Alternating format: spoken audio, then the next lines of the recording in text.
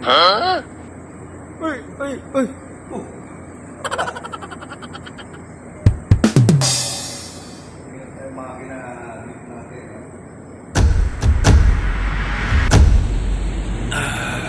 Magandang araw po sa inyo sa mga nakaabang sa atin. Ito po, pasensya na kahit hindi tayo nakapag-upload for how many days.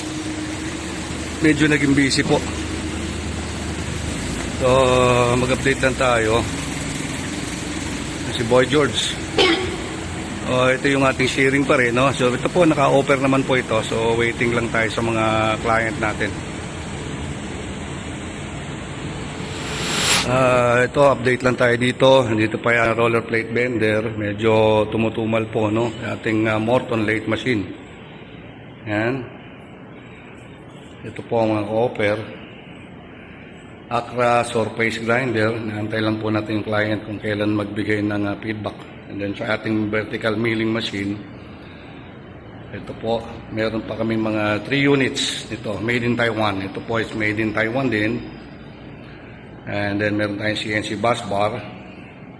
Pang electrical fabrication po ito. Ang ating lathe machine, pang machine shop. Meron tayong roller plate bender. Ayan, punta tayo doon sa kabila. Ayan, ito po yung ating lock former. Actually 6-in-1 yan, no? Ayan, no? Meron sa ibabaw dyan. Then meron dito drive plate, Pittsburgh, right angle, kompleto po yan. Ito yung ating lathe machine with 2-axis digital readout. Ayan, meron po kaming available nito na single phase, meron din 3-phase. So yan, 13 inches ang swing over bed by 1.1 meter ang between center. Okay. Ito may mga binaklas po tayo. Yun po yung mga deliver na, no? Ito pa rin po yung ating Morton brand lathe machine. Yan, update natin, ano? Ito po is natakpan. Meron tayo dito ng Taiwan na lock former. Kailangan nyo, ayan. Metalex brand from Taiwan, vertical bandsaw. Then meron tayo dyan mga naka-crate na hydraulic hacksaw. Ito po is Morton lathe machine. And then meron tayo dito mga naka-crate na pipe threader. So yan po yung update ngayon. Mag-update lang tayo muna, no? Habang waiting sa ating mga schedule for deliver. Ito naman yung ating 3-in-1 laser welding. Ito po siya 1.5 kilowatt. No, meron siyang cutting, meron siyang welding, of course. Then meron siyang laser welding, cutting and cleaning, no? So yan po, Primo brand. Dito ito yung ating pipe threader.